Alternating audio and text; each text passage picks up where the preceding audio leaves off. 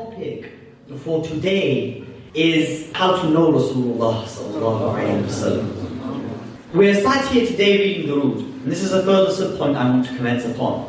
For barakah. We're sat here reading Durood, but I see that as you read Durood, your eyes are open, and you're looking at me and you're reading. But you see there is a certain reality to Durood, to the salawat upon the Prophet sallallahu alayhi wa sallam. There is a certain reality. The Prophet ﷺ educates us in a beautiful hadith. My living is a mercy for you, and my dying is a mercy for you. Have you heard this hadith? Huh? Have you heard this hadith? No?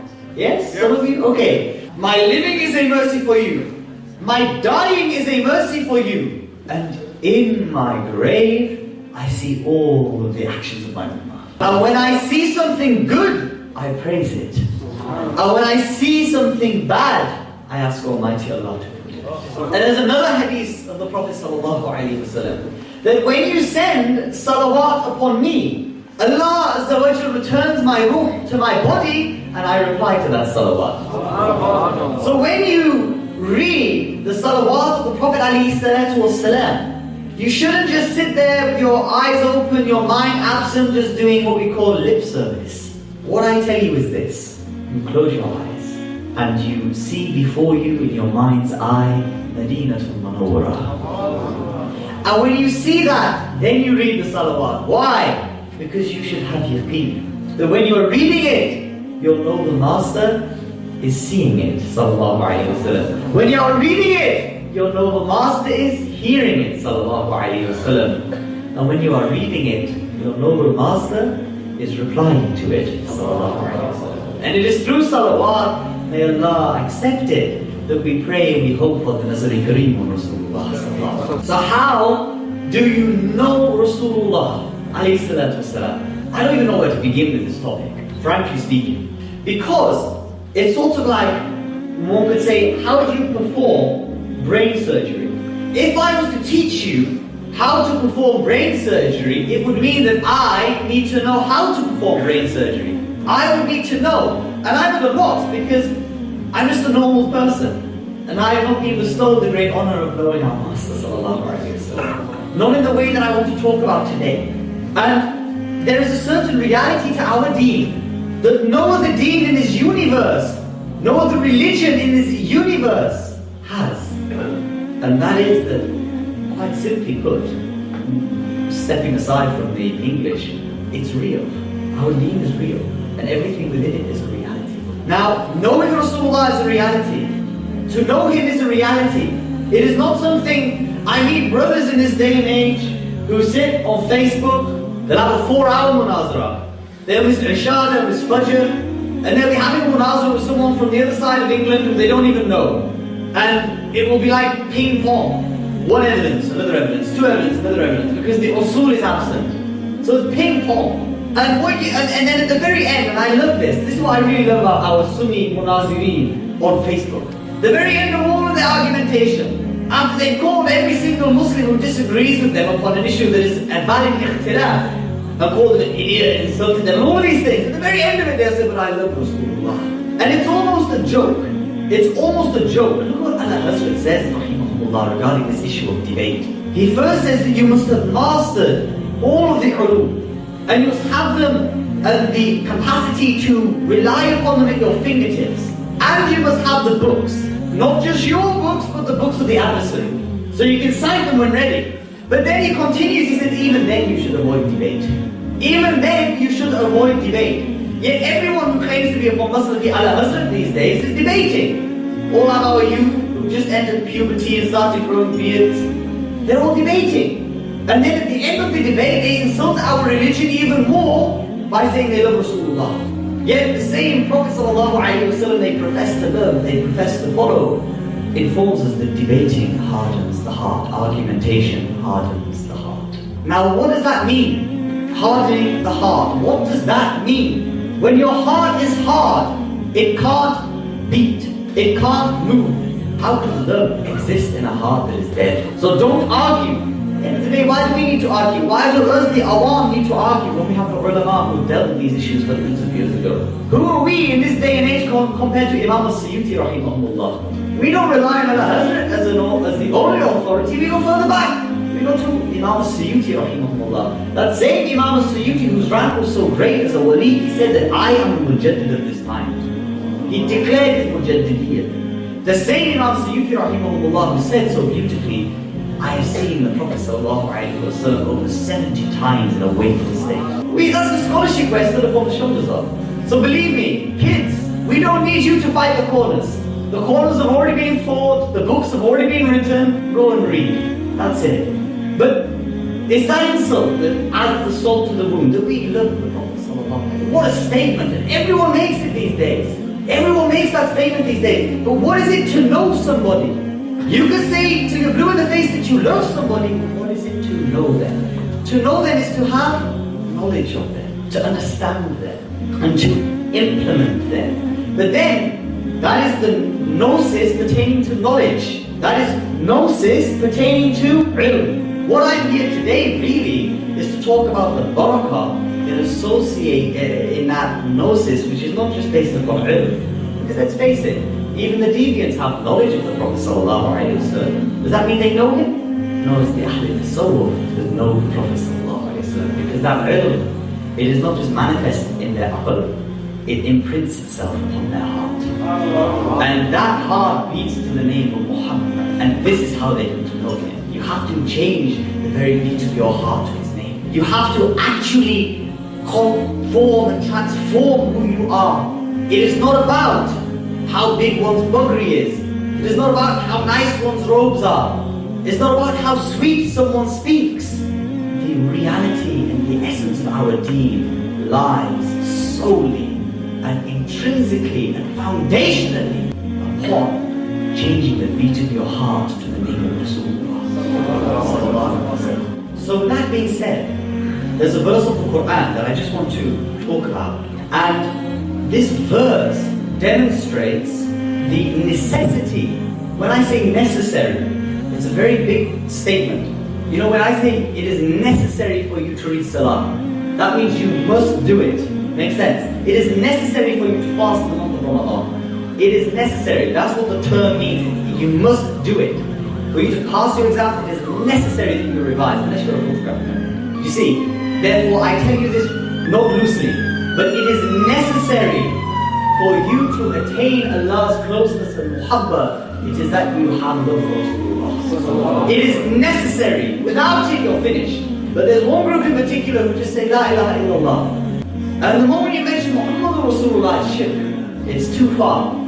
But you will not have La ilaha illallah if it was not for Muhammad Rasulullah. They talk about this month, Rabi al-Awwal, that to remember it, to celebrate it, to exonerate it, it is innovation, it is bid'ah. It is wrong, it is shirk.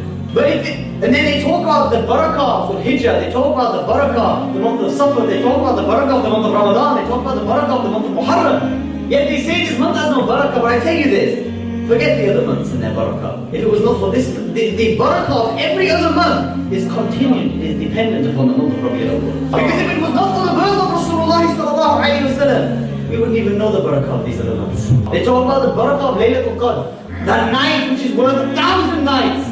But I tell you this, the barakah of that night is not even a fraction upon the night upon which the Rasul sallallahu alayhi wa sallam was born. You see, you have to put things into perspective. So what does Allah tell us?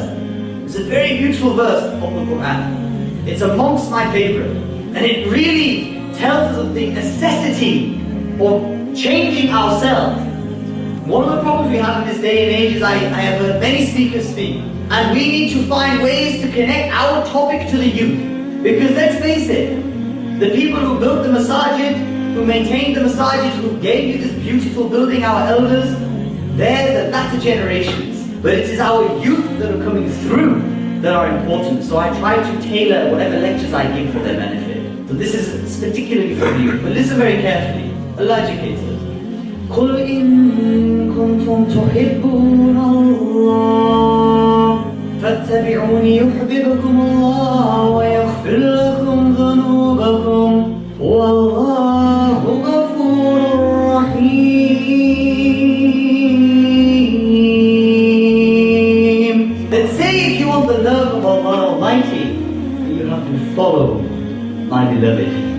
You have to follow him. And then when you follow him, how will you find your Lord? Allahu Ghafurur Rahim. Then you will find your Lord is most merciful. That is the necessity. But how is it that we know?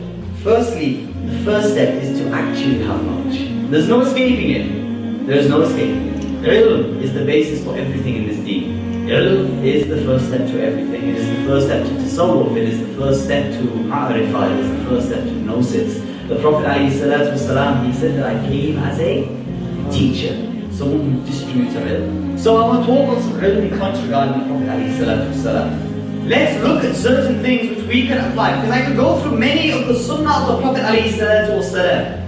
But what's important is that today we talk upon a few facets of his sunnah. Why? Firstly, I want to engage your heart in the dhikr of Rasulullah, so that you have that calmness, that sukoon, that peace and that love and tranquility when you hear his remembrance being conducted. Secondly, enough so that you can implement it. I don't want you, many Sunnis now leave the gatherings and they forget what was said.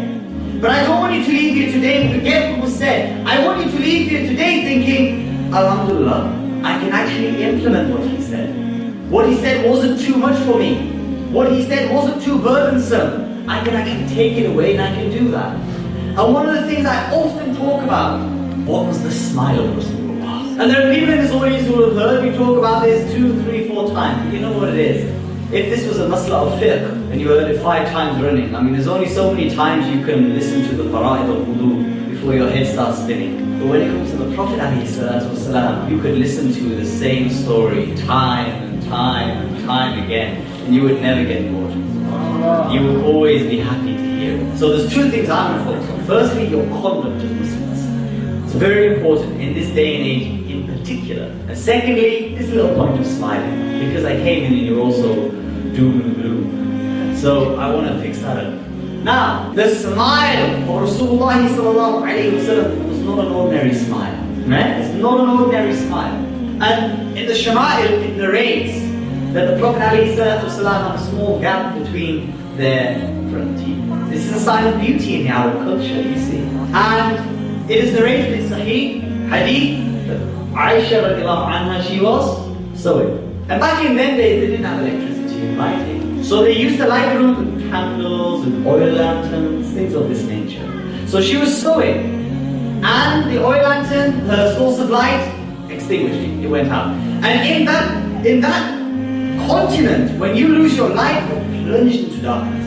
Absolute darkness. You know when you turn your light off and you're going to bed and your eyes have not adjusted to the new absence of light, and it's pure blackness. That's what it's like when you have no light in these continents. And she was searching for the sewing needle, looking for it on the floor.